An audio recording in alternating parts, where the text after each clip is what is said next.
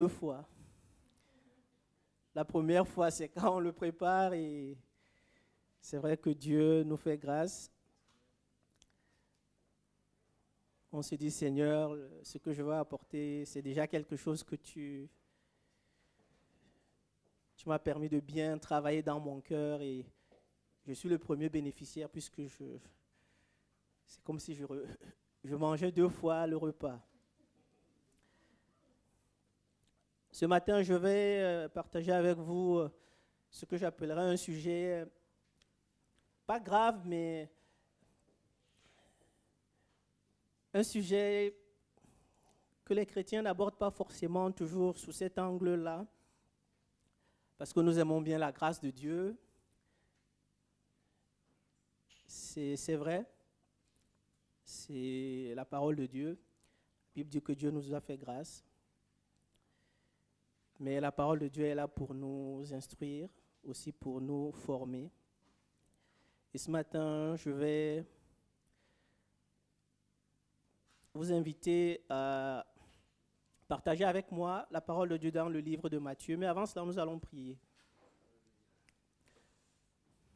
Seigneur, je te prie ce matin pour ta parole, pour que tu la bénisses.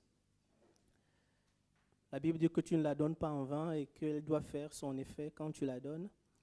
Alors je te prie ce matin qu'elle puisse faire son travail dans nos cœurs, qu'elle puisse faire ce que tu as prévu, Seigneur, et que tu nous bénisses au travers d'elle, que c'est toi-même qui la portes, Seigneur, au travers du Saint-Esprit ce matin.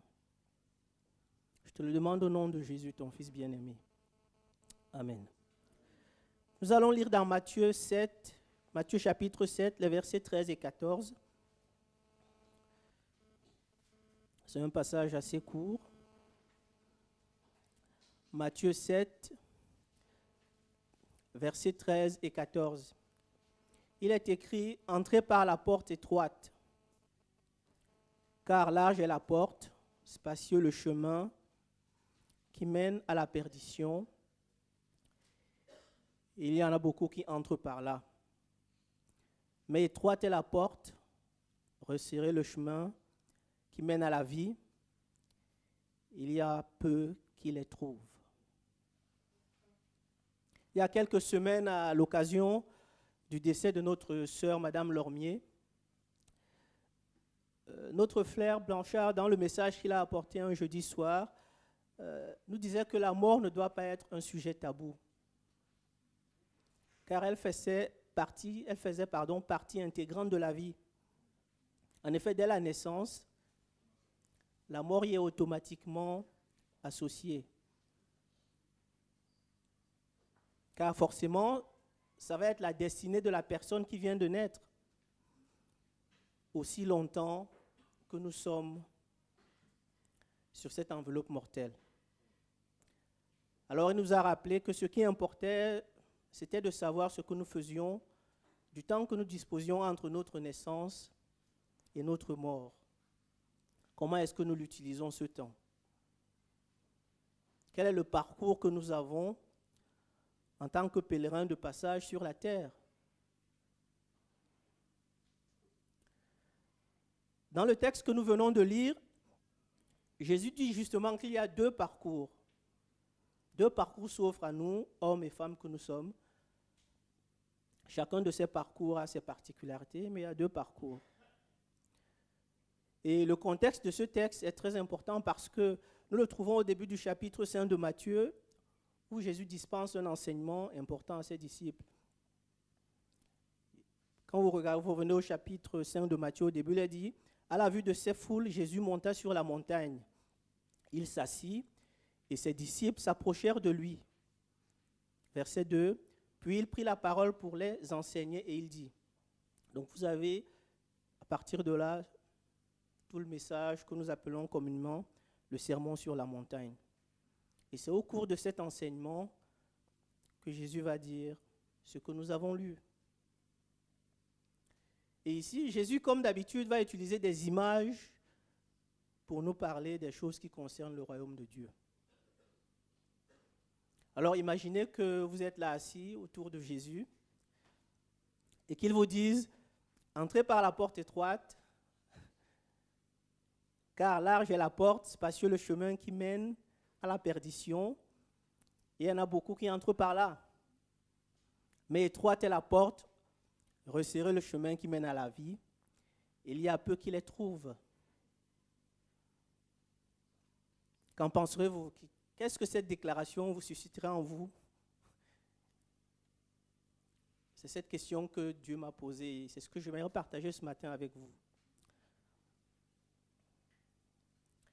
Et s'il y a une chose que vous pouvez retenir de ce que je vais dire ce matin, c'est que nous devons sortir du mythe du salut bon marché. La vie chrétienne authentique coûte. Nous devons sortir du salut bon marché. La vie chrétienne authentique coûte. Jésus ne va pas utiliser ces deux images par hasard. Chacune d'elles a un sens particulier et les deux vont ensemble. Si nous prenons la porte est considérée comme un moyen d'accès. Donc là, il y a une notion d'accessibilité. C'est par la porte qu'on entre. Mais la porte est aussi considérée comme un moyen d'accès légitime. Car vous savez qu'on dit souvent que le voleur entre par la fenêtre. Jésus lui-même va dire dans Jean chapitre 10 au verset 1, « En vérité, je vous le dis, celui qui n'entre pas dans l'enclos des brebis par la porte, mais s'y introduit par un autre endroit, est un voleur et un brigand. » La porte est donc considérée comme le moyen d'accès légitime. Si vous voulez entrer quelque part, c'est par la porte que vous devez entrer. Le chemin nous plutôt fait penser à un parcours, à un itinéraire, c'est-à-dire aller d'un endroit à un autre. Donc dans le chemin, il y a la notion de mouvement, il y a la notion de marche. Et qui dit marche, dit durée. Par rapport à la porte, où quand on est devant une porte, on entre et c'est fait, le chemin inclut la notion de temps. Ça se fait dans le temps. Accessibilité et marche. Retenez cela, ces deux images sont importantes. Le Seigneur ne les utilise pas par hasard. Alors revenons à ce que Jésus a dit.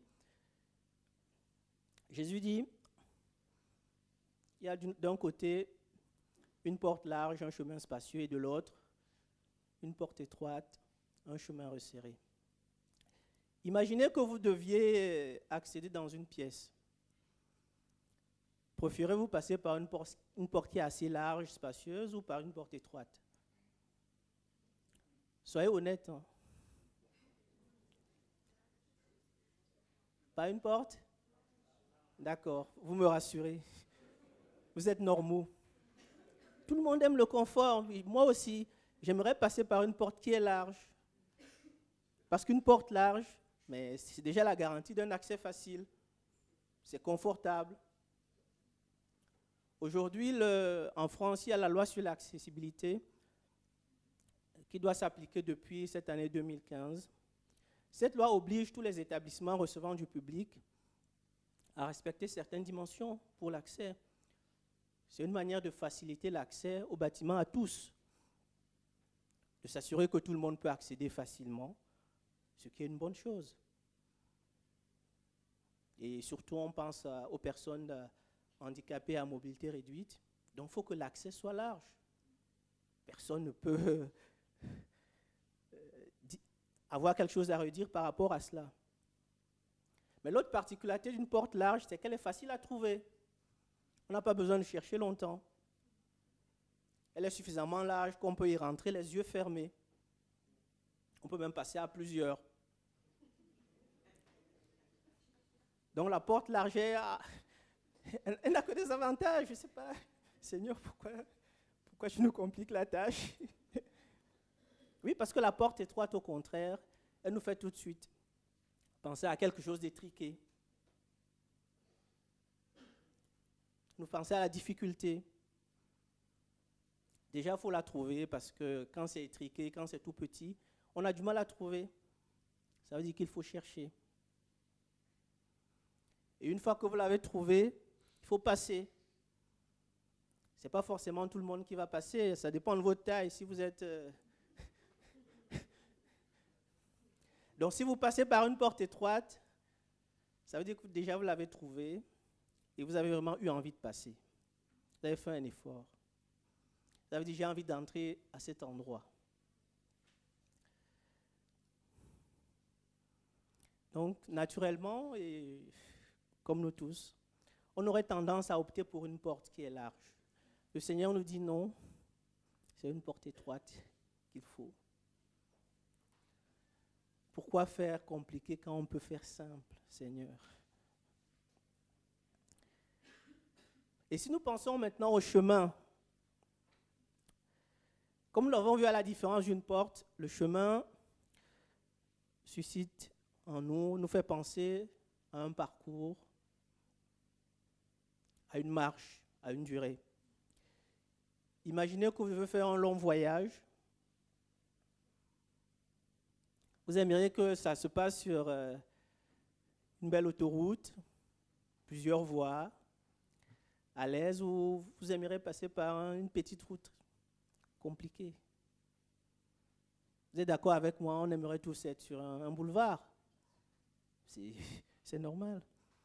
Parce que le chemin spacieux, c'est tout de suite le confort, on est à l'aise, il n'y a rien qui nous contrarie. On est tranquille. Imaginez-vous sur un 2x4 voies avec votre épouse et votre époux. Vous êtes tranquille. Dis ça, chérie, qu'est-ce qu'on est bien là? Il fait un peu chaud. Est-ce que tu pourrais mettre un peu la clim, s'il te plaît? Attends, je vais juste appuyer sur ce bouton-là. Voilà. C'est super, il y a du monde. Hein. On n'est pas tout seul, là. Nous ne sommes pas dépaysés. Regarde, c'est très fréquenté. Le paysage, il est très beau. Oui, c'est ça le chemin spacieux. C'est ce confort-là. A contrario, le chemin resserré, quand on y pense tout de suite, c'est dans notre tête, c'est tout de suite là, la galère des bouchons. Seigneur, ça va être compliqué là. Ça va nous prendre du temps. On dit souvent que si vous voulez tester la patience d'un homme, donnez-lui un volant et mettez-le dans les bouchons. Vous allez voir s'il est patient ou pas. Le chemin resserré, c'est en clair, en fait,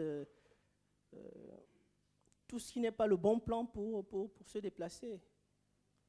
Une fois de plus, le Seigneur dit, en fait, c'est ce chemin-là qu'il faut prendre. Et je me suis dit, Seigneur, mais et vous pouvez le dire, nous sommes vraiment en droit de nous poser la question, mais Seigneur, pourquoi tu as l'impression de nous proposer toujours les solutions les plus compliquées? Pourquoi tu nous proposes toujours la solution qui nous complique la vie? On a le droit de se poser cette question.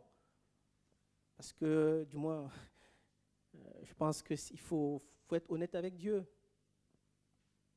Seigneur, pourquoi tu nous dis qu'on doit passer par une porte étroite, au risque parfois de ne pas passer, choisir un chemin compliqué, où déjà on ne peut pas passer à deux, on va galérer pour y arriver. Pourquoi tu nous demandes cela?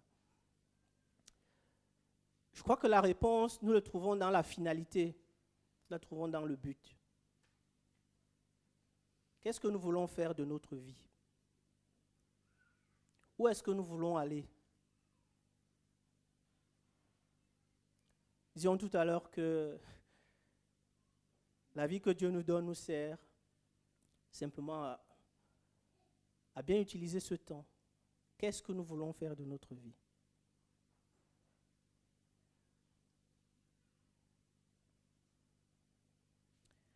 Ici, le Seigneur n'a pas simplement donné la recommandation, il a dit pourquoi.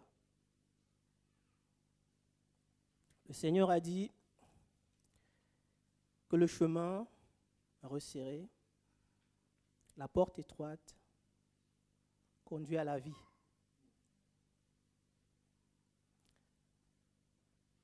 La porte large, le chemin spacieux conduit à la perdition.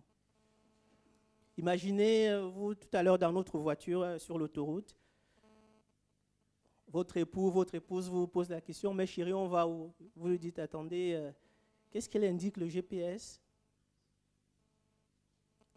Le GPS qui indique tout droit vers la perdition. Pas de bouchon du tout, c'est quasiment tout droit.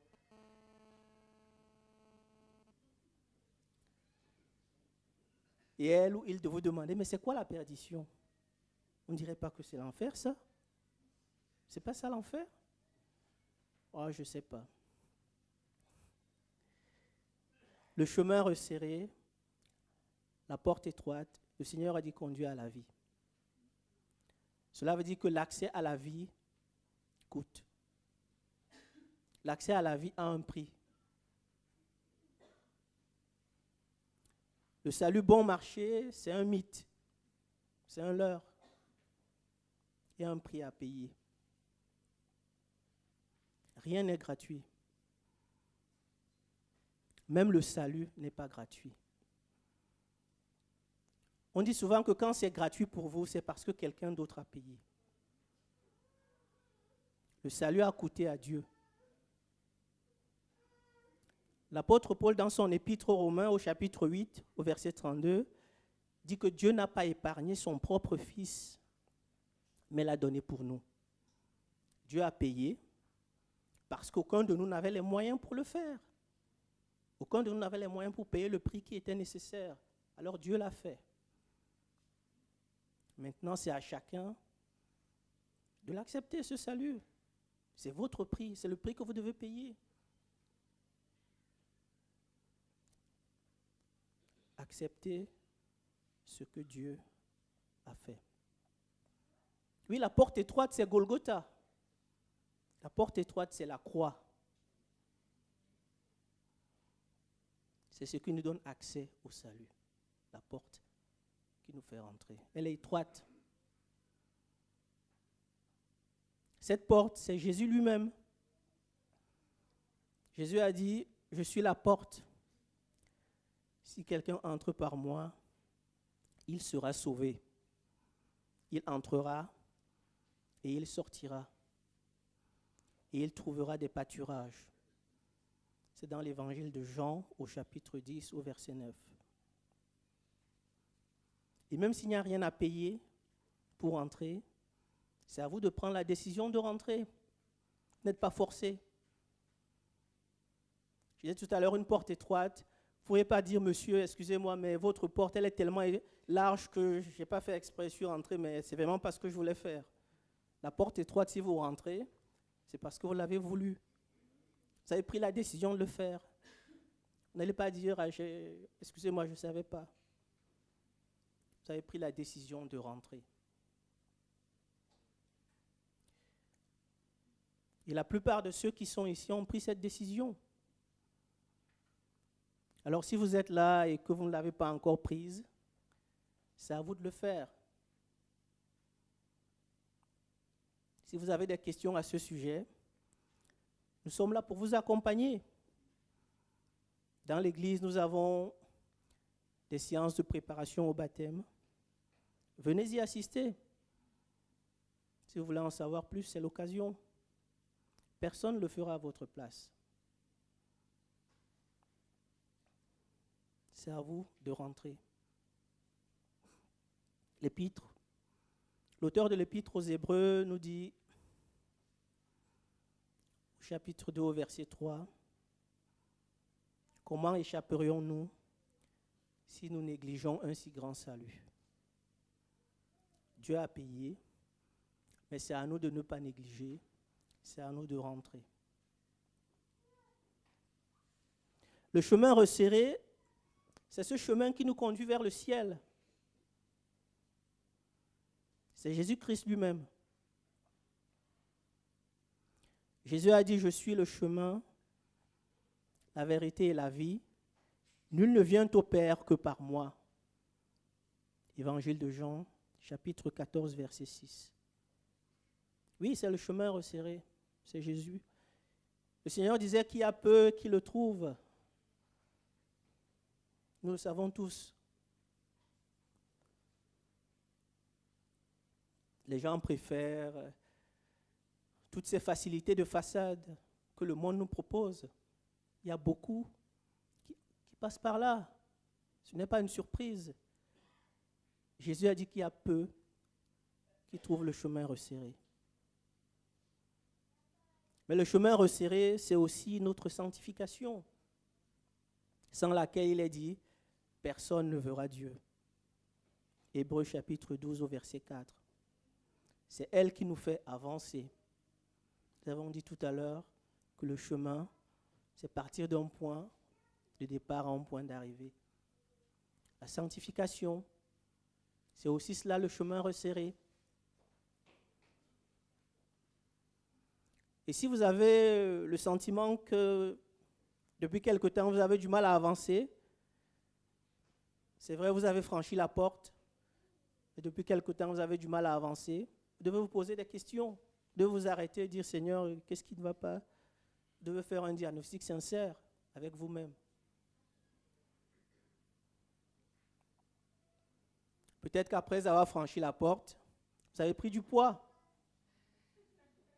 Et oui. Et avec du poids, vous avez un peu de mal à avancer. Ça devient compliqué. Vous savez, l'obésité, ce n'est pas mauvais uniquement pour notre santé physique. L'obésité spirituelle est aussi un danger. On a du mal à avancer. On fait quelques mètres, on est essoufflé. On ne tient pas la distance. Qu'est-ce qui peut causer cela? Parmi les causes de l'obésité, vous savez qu'il y a une mauvaise alimentation. On mange mal. Comment vous alimentez-vous? Est-ce que vous consommez régulièrement le conseil de Dieu? Ou bien ce sont les pensées de ce monde qui règlent votre vie?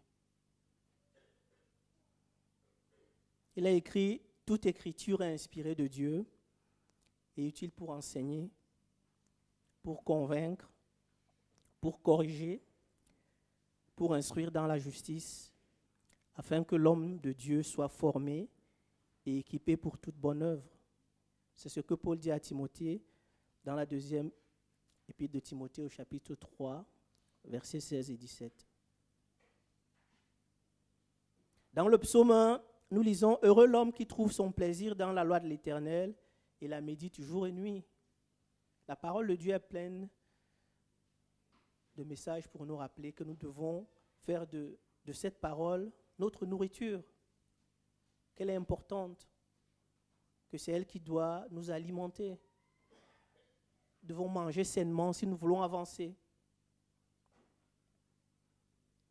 Dieu lui-même va donner ce conseil à Josué, que ce livre de la loi ne s'éloigne pas de toi. Médite-le jour et nuit pour agir avec fidélité, conformément à tout ce qui est écrit, car c'est alors que tu auras du succès dans tes entreprises, c'est alors que tu réussiras. Comment t'alimentes-tu depuis quelque temps? Si tu n'avances pas sur ce chemin difficile, c'est peut-être à cause d'une mauvaise alimentation.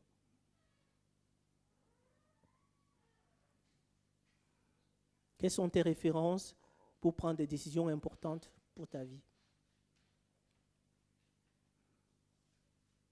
Mais peut-être que tu as du mal à avancer simplement parce que tu es bloqué. Ça arrive. C'est l'une des joies d'un chemin qui n'est pas très large. C'est que parfois le chemin vraiment il est étroit. Et pour passer, il faut ne pas être encombré. Peut-être que tu portes sur toi aujourd'hui quelque chose d'encombrant, mais qui bloque simplement. Ça ne passe pas parce que c'est trop large.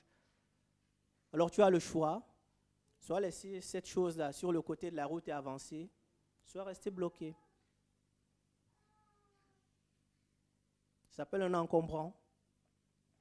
Même dans les mairies, certaines mairies ont pris la décision de ramasser les encombrants des jours différents. On ne mélange pas ça avec les autres ordures parce que sinon, on ne peut plus rien faire. Une fois qu'on l'a mis, il n'y a plus rien qui rentre. Il y a un jour spécial pour ramasser les encombrants.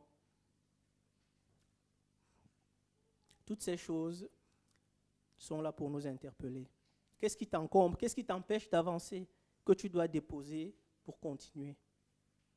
Parce que tu passes par un chemin étroit. Tu passes par une zone qui est rétrécie.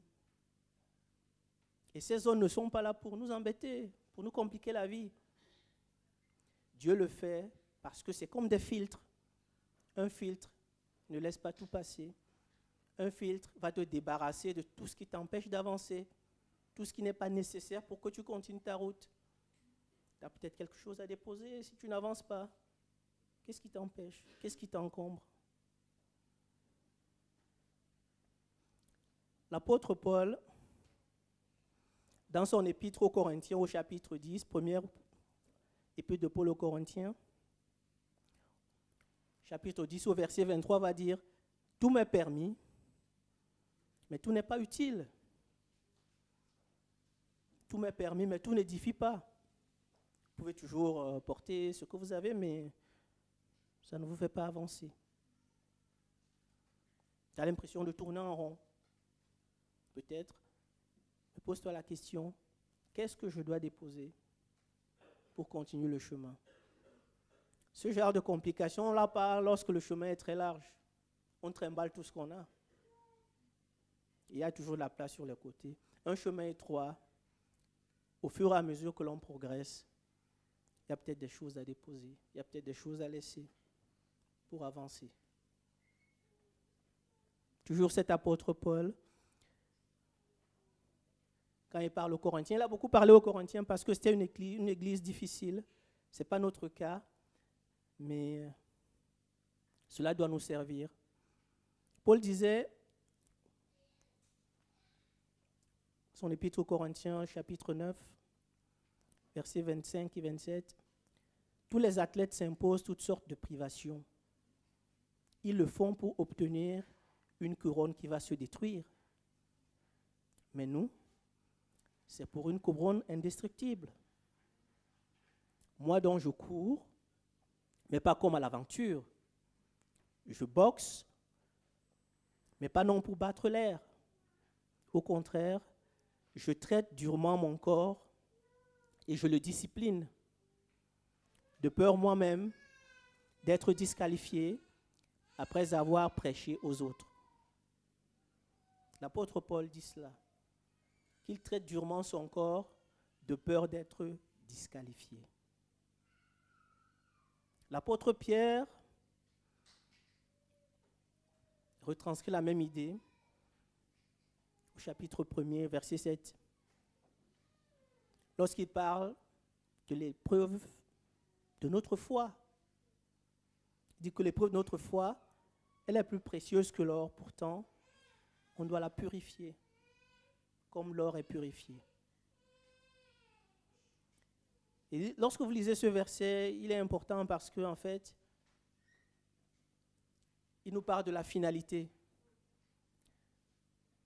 Pierre ne dit pas l'épreuve de votre foi, c'est bien, parce que c'est gentil, parce que bon, il faut bien que vous soyez éprouvés. Souvenez-vous de ce que le Seigneur a dit tout à l'heure au début. L'apôtre Pierre dit, l'épreuve de votre foi, et dont le résultat est la louange, la gloire et l'honneur lorsque Jésus apparaîtra. C'est cela la finalité. Si on passe par une porte étroite, par un chemin resserré, ce n'est pas juste pour se compliquer la vie, c'est parce que la finalité, c'est la vie éternelle. C'est cela qui est important. Alors pour finir, j'aimerais simplement vous dire que ce n'est pas parce que quelque chose est gratuit qu'on l'a forcément. C'est une évidence. Vous n'assistez pas à tous les spectacles gratuits de la ville de Paris. Vous en sélectionnez quelques-uns en fonction de vos centres d'intérêt. Le salut, c'est pareil. Sauf que ce n'est pas un spectacle. C'est une question de vie ou de mort. Mais vous l'avez parce que vous l'acceptez, parce que vous le demandez. Dieu ne vous met pas la corde au cou. Il faut le demander. Il est gratuit pour vous, mais il faut le demander. Ne croyez pas à cette chanson populaire qui dit « On ira tous au paradis ». Ce n'est pas vrai. Ce n'est pas vrai. En tout cas, ce n'est pas ce que Jésus dit ici. Pour lui, il y a des conditions. La porte étroite et le chemin resserré. Je vous ai dit au début, vous vous souvenez des deux images, l'accès et la marche. Les deux vont ensemble. Prenez pas l'un et laissez l'autre. Vous n'êtes pas rentré par la porte étroite et ensuite vous dites c'est peinard, les mains dans les poches. Je suis sur un boulevard. Non. Et vous n'êtes pas rentré par la grande porte, la porte large, en se disant je vais bien aboutir sur le chemin étroit un jour. L'accès, j'entre dans le plan de Dieu, dans le salut de Dieu, et je marche jusqu'au bout. Jésus a dit, celui qui persévérera jusqu'à la fin sera sauvé. Vous le trouvez dans le livre de Matthieu, dans l'évangile de Matthieu au chapitre 24.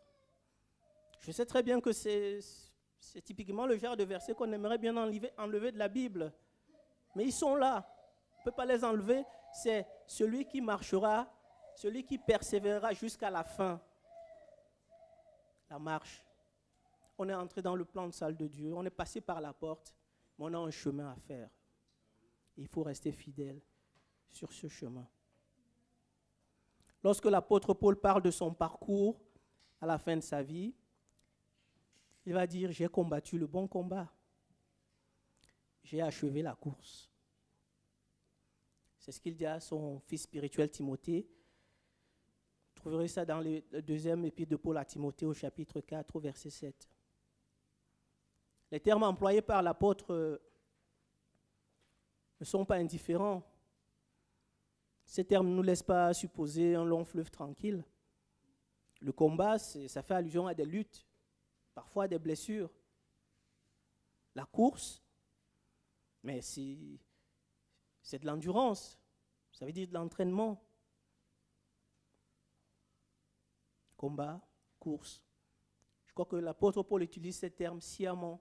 J'ai combattu le bon combat, j'ai achevé la course. Je n'étais pas là les mains dans les poches, la fleur au fusil, en sifflotant. Il y a un prix à payer. Mais il finit en disant, j'ai gardé la foi, désormais la couronne de justice m'est réservée. C'est la suite. C'est cela la vie chrétienne authentique. Le combat, la course, la porte étroite et ensuite le chemin resserré, les deux vont ensemble. Et il va finir en disant, cette couronne ne m'est pas réservée qu'à moi, non seulement à moi, mais à tous ceux qui ont aimé son avènement. C'est-à-dire à nous tous. Si nous combattons le bon combat, si nous gardons la foi, si nous achevons la course, la couronne nous est réservée. C'est la finalité, la vie éternelle. Que Dieu nous bénisse.